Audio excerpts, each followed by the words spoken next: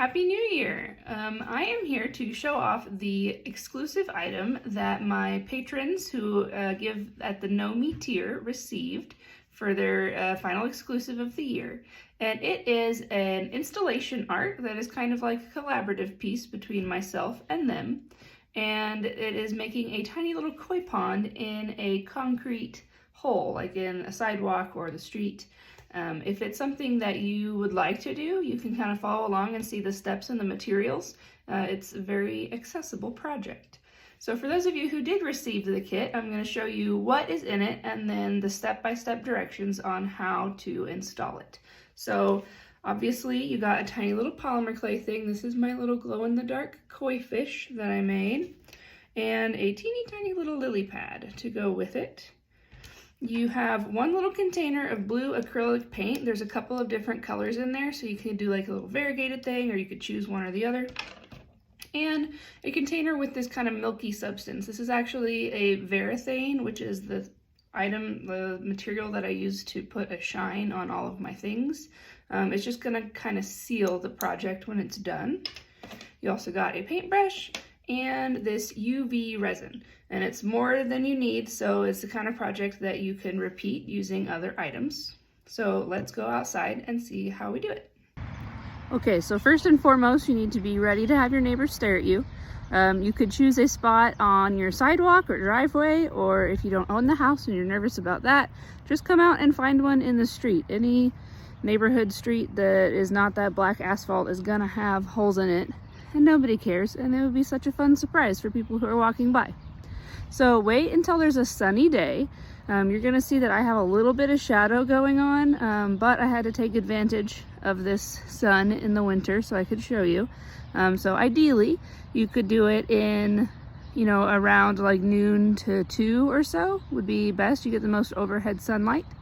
But you're gonna look for a hole that is deep enough that your little fish can go in without kind of like raising up over the top of the hole. So I think I found one here. All right, so this is the hole that I have picked. If I lay my paintbrush like this, it's low enough that the fish isn't, you get what I mean. Just make sure he's inside of the hole. And the first thing that you're going to do is to just take your paintbrush and you're just going to clean the dirt out of the hole.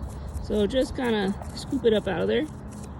If you're doing it in the street, maybe have a partner watch to make sure you don't get hit by a car. Luckily I'm doing it by a stop sign, so I'll be okay. So get it most of the way cleaned out, and then you're going to fill it with the blue paint. Okay, so there's a couple different tones of paint in there. See if I mix it, I get down to a lighter one. You can mix it, do whatever you want, and we're just gonna kind of coat the bottom of the hole like this.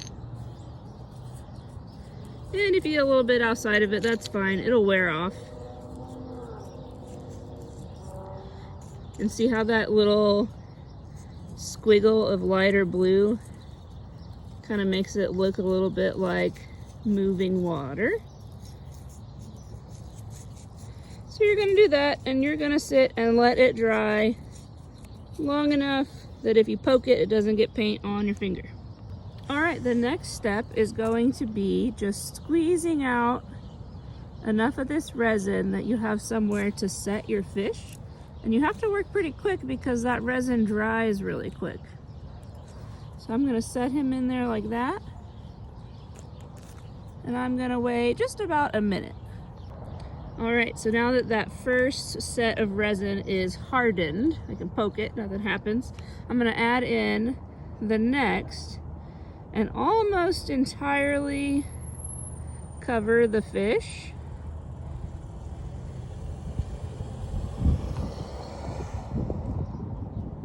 If you see a bubble and you want to pop it, you can use a toothpick or something. I personally don't care because I think it makes it look more watery. But at this point, I'm gonna drop in my lily pad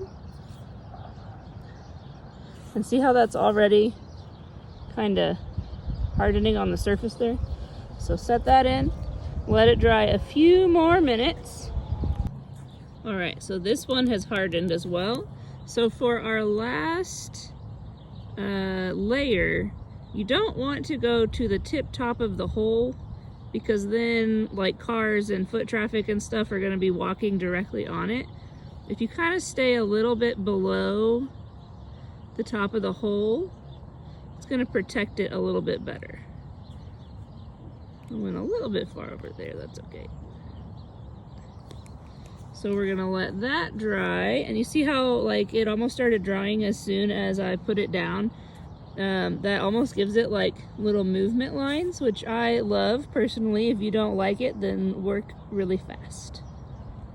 All right, the very last step is to come in with the Varathane, that kind of milky white thing that you have, and just put a thin layer over the top, because the resin stays a little bit sticky even after it is fully hardened. So that'll dry clear, and it'll just kind of help seal it to protect it and keep it from getting dusty. Okay, so here I am, like 5 days later, finally finishing this video, and I have a note. I bought a different kind of resin for your packets, so it would come in that little thing. And the kind that I've always used is a different brand, and it's bigger. And I think that this one maybe reacts with the Varathane differently, because I'll show you here in a second my completed project. It's a little bit foggy, and it wasn't before I put the sealant on it. So what I suggest you do is install your little pond and then wait a day or two and see if it's sticky on top, because I think this resin might dry a little bit better than what I had been using. And if it's not sticky, then there's no reason to put the Varathane on top of it. So give it a try, let it sit, see how it is. If you need to put it on, we're gonna lose like a little bit of clarity, but that's okay. And here's what mine looked like after 5 days of being driven over.